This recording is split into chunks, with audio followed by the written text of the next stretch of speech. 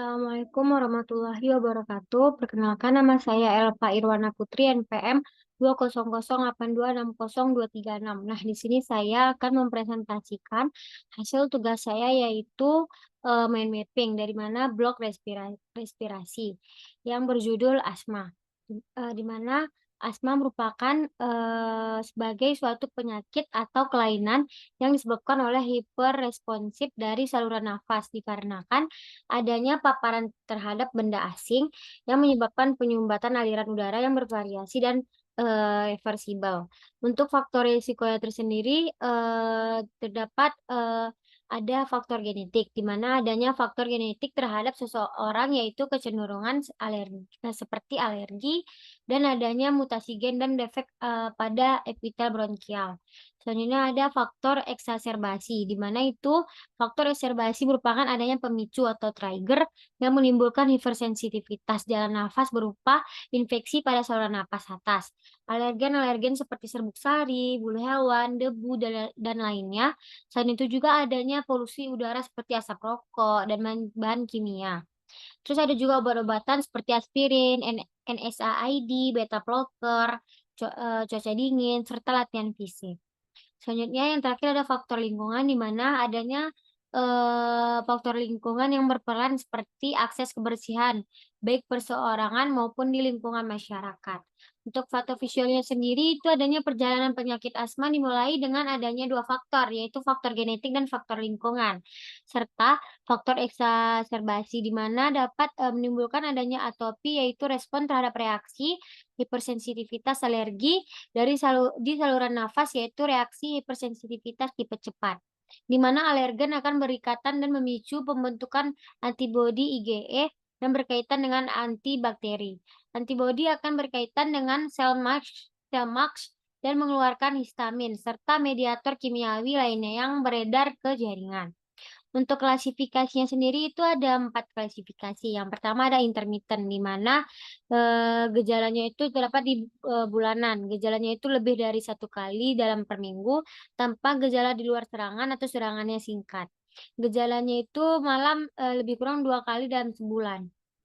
Untuk klasifikasi yang kedua itu ada persisten ringan, di mana itu gejalanya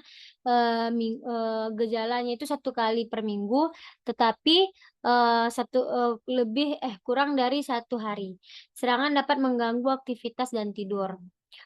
Selanjutnya ada klasifikasi persisten sedang, di mana gejalanya itu setiap hari, serangan mengganggu aktivitas dan tidur, membutuhkan bronkodilator setiap harinya. Terus yang keempat ada persisten berat, di mana continue, di mana gejalanya terus-menerus, sering kambuh, aktivitasnya juga terbatas. Untuk cara menegakkan diagnosanya, di mana yang pertama ada anamnesis, di mana itu pada anamnesis dapat dinyatakan keluhan utama pada pasien berupa gejala tipikal asma, seperti sesak napas, dada terasa berat, batuk, adanya suara mengih, dan ditanyakan apakah gejala bervariasi waktu dan intensitasnya. Apakah memburuk saat malam hari atau saat aktivitas? Apakah gejala dipicu oleh aktivitas fisik, debu, bulu, hewan, atau udara? Terus selanjutnya ada pemeriksaan fisik, di mana pada pasien dapat dimulai dengan pemeriksaan vital sign yang terdiri dari kesadaran, tekanan darah, denyut jantung, frekuensi pernapasan, dan suhu tubuh, saturasi oksigen, yang dilanjutkan dengan pemeriksaan fisik generalisata dari kepala hingga kaki. Selanjutnya ada pemeriksaan penunjang, di mana pemeriksaan penunjang diantaranya adalah pemeriksaan spirometri berupa volume ekspirasi paksa dalam 1 detik atau VEP 1 lebih kurang 70%, dan pemeriksaan arus puncak ekspirasi dan pemeriksaan lain berupa pemeriksaan fototoraks, pemeriksaan darah lengkap, serta analisa gas darah. Selanjutnya untuk tata laksananya itu di mana penanganan asma dilakukan dengan pengobatan yang terdiri atas pengkontrolan dan pelega atau reliever. Untuk obat pengontrol asma itu yang di mana asma dapat diberikan setiap hari untuk mempertahankan asma agar tidak terjadi ekserbasi ulang, di mana pemilihan obat-obatnya itu pertama bisa kortikosteroid inhalasi, Amoeis beta 2, terus antileukotriene, dan teofilin lepas lambat, dan yang terakhir anti-imunoglobulin E atau anti-IgE. Terus selanjutnya bisa diberikan sediaan kombinasi kortikosteroid inhalasi dan agonis beta 2 kerja panjang, di mana itu ada kombinasi fluticasone plus salmeterol dan kombinasi budesonide dan tambah formoterol.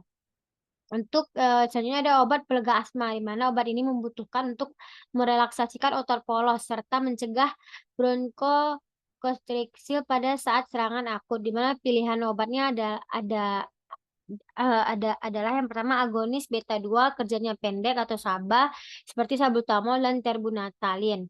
Selanjutnya ada ipratropium bromida, steroid sistematik, aminofilin intravena. Nah, selanjutnya ada, komplikasi, di mana komplikasi yang dapat terjadi akibat asma di antaranya adalah gagal napas, di mana keadaan tidak adekuatnya pertukaran gas antara paru dan darah, sehingga menyebabkan hipoksia pada jaringan. Selain itu juga dapat terjadi henti jantung akibat pasokan oksigen tidak tercapai menuju jantung. Nah, jadi dari kesimpulan dari mind map saya itu adalah, asma dapat dinyatakan sebagai suatu penyakit atau kelainan yang disebabkan oleh hiperresponsif dari saluran nafas dikarenakan adanya paparan terhadap benda asing yang menyebabkan penyumbatan. Aliran udara yang bervariasi dan reversibel, di mana ini juga disebabkan adanya inflamasi dan bersifat, kronis dan penumpukan, muskus sehingga paru-paru, kekurangan udara yang ditandai dengan sesak nafas, rasa berat pada dada, batuk, serta napas yang berbunyi wheezing. Mungkin ini referensi yang saya gunakan, lebih dan kurang saya mohon maaf. Sekian, assalamualaikum warahmatullahi wabarakatuh.